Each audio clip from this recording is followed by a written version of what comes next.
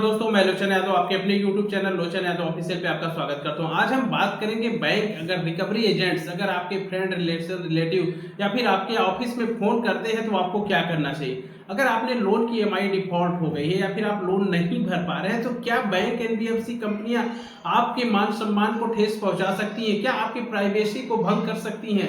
इसके बारे में आज का वीडियो बहुत ही महत्वपूर्ण होने वाला है। अगर आप लोन डिफॉल्ट किए होंगे तो कहीं ना कहीं आप भी इन सब चीजों को झेल रहे होंगे कि बैंक एनबीएफसी कंपनियों की तरफ से आपके फ्रेंड रिलेटिव या फिर उनके नंबर जो जिनका नंबर आपके पास था उनका नंबर उनके बैंक एनबीएफसी कंपनियों के पास पहुंचा कैसे, आप बैंक एनबीएफसी कंपनियां आपकी प्राइवेसी को भयानक कैसे कर रही हैं। इन्हीं पे आज का वीडियो बना रहेगा। अगर आपका ऐसा होता है तो आपको क्या करना चाहिए, ऐसा क्या कर दें कि जिससे कि ये फोन आना बंद हो जाए। तो मैं आज आपको स्टेप बाय स्टेप बताऊंगा, बस वीडियो में बने रहिएगा। वीडियो अच्छा लगे तो चैनल को लाइक शेयर सब्सक्राइब जरूर करिए। देखिए, अगर आपने लोन लिया है, लोन की ईएमआई नहीं भर पा रहे हैं तो मैं आपको बता दूं यह एक सिविल का मैटर होता है, कोई क्रिमिनल एक्टिविटी नहीं है। आपने जब लोन लिया उस समय आपकी सिविल सही थी, आपकी स्थिति सही थी, बैंक ने आपको लोन दिया। आज आपकी स्थिति गड़बड़ है, आप लोन की ईएमआई नहीं भर पा रहे। इसका कोई भी कारण हो सकता है, कोई भी कैजुअलिटी हो सकती है, जॉब छूट हो सकती है, एक्सीडेंट हो सकता है, कुछ भी कारण हो सकता है जिसके कारण आप लोन की ईएमआई डिफॉल्ट कर गए हैं। तो ऐसे में जो सबसे पहला कदम होता है कि आप बैंक एनबीएफसी कंपनियों को लीगल प्रायर नोटिस भिजवा दीजिए। यानी आप अपनी स्थिति परिस्थिति के बारे में बैंक एनबीएफसी कंपनियों को अवगत करा दीजिए कि अभी मेरी स्थिति सही नहीं है। जो भी जेन्युइन कारण है उसको आप बैंक एनबीएफसी कंपनियों को बता सकते हैं।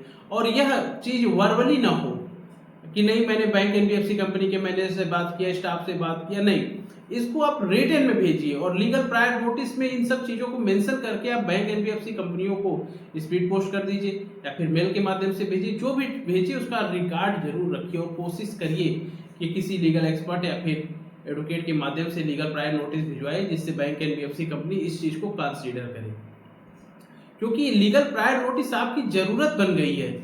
ऐसे में बैंक एनबीएफसी कंपनियां आपको अगर हरासमेंट कर रही हैं, कोई लीगल कार्रवाई करेंगी और आपको सेटलमेंट भी अच्छे ऑफर पे सेटलमेंट भी हो जाएगा अगर बैंक एनबीएफसी कंपनियों को आपने लीगल प्रायर नोटिस भिजवाया है। और जो सबसे बड़ी गलती आप लोग करते हैं, जो लीगल नोटिस को इग्नोर करते हैं, तो उसको इग्नोर आपको नहीं करना है। कोई भी नोटिस आती है तो नोटिस का रिप्लाई आपको जरूर देना है, चाहे उस नोटिस आई तो नोटिस का रिप्लाई आपको करना ही, क्योंकि बैंक एनबीएफसी कंपनी अपनी फाइल तो मेंटेन कर रही है, आपको भी अपनी फाइल को मेंटेन करना है, क्योंकि यह नोटिस ही आपको बचाव करेगा। अगर लीगल नोटिस आ रही है तो उसका जवाब आप जरूर भिजवाइए। अब हम चलते हैं टॉपिक पे, जो हमारा आज का टॉपिक है कि अगर आपने लोन डिफॉल्ट कर गया तो ऐसे में बैंक एनबीएफसी कंपनी के रिकवरी एजेंट्स आपके फ्रेंड रिलेटिव को फोन करते हैं। यहाँ तक कि कभी कभी आपकी जॉब भी खतरे में पड़ जाती है। ये आपके ऑफिस के स्टाफ कलीग्स, यहाँ तक कि हेड को भी फोन करके परेशान करते हैं और कहते हैं कि इसने लोन लिया है, आपको गारंटर बना दिया है, अब ये नहीं भरेगा तो आपको भरना पड़ेगा। तो ऐसे अगर बातें हो रही हैं या फिर इन्होंने आपका नाम दिया है, तो ये सब चीजें जो कर रही है बैंक एनबीएफसी कंपनियां, तो इसमें जो सबसे बड़ा प्रश्न आता है कि उन व्यक्तियों का नंबर बैंक एनबीएफसी कंपनियों के पास पहुंचा कैसे जिसका नंबर आपके पास था। आपने तो अपने रिश्तेदारों का नंबर नहीं दिया, आपने फ्रेंड रिलेशन का नंबर नहीं दिया, अपने फैमिली मेंबर्स के नंबर नहीं दिए, अपने बॉस स्टाफ कलीग्स के नंबर नहीं दिए, तो इनके पास ये नंबर आया कहां से। ये एक क्वेश्चन मार्क है कि आपकी प्राइवेसी को भंग कर रहे हैं। आपकी प्राइवेसी कैसे ये नंबर पाए। सबसे पहला प्रश्न तो यही है कि आपके नंबर जो आपकी मोबाइल में सेव हैं वो इनके पास गए कहां से। ये एक सोचने वाली बात है कि वह नंबर इनके पास पहुंचा कैसे। आपके सिवा जो नंबर कोई और नहीं जानता वो नंबर गया कहां से, और गया तो सारे डाटा गए कैसे। तो ऐसे में अगर ऐसी स्थिति होती है तो आप इनके खिलाफ कंप्लेन करिए। इनके खिलाफ कंप्लेन करिए कि आपकी डाटा को एक्सेस कैसे किया गया, आपके जो डाटा आपके मोबाइल में थे वो इनके पास पहुंचे कैसे, वो एकदम सटीक नंबर पहुंच गए, ये कैसे हुआ। इसके खिलाफ आप कंप्लेन कर सकते हैं। और मैं आपको बता दूं, आरबीआई की भी गाइडलाइन है कि कोई भी आपकी प्राइवेसी को हनन नहीं करेगा। लोन आप लिए हैं तो सिर्फ आपसे बात होगी। लोन आपका पड़ोसी नहीं लिया है, आपका भाई नहीं लिया है, आपके परिवार के मेंबर नहीं लिए हैं, या फिर आपके स्टाफ नहीं लिए हैं, या फिर आपके बॉस नहीं लिए हैं। क्योंकि क्या लोन लेते समय आपने किसी से पूछा था।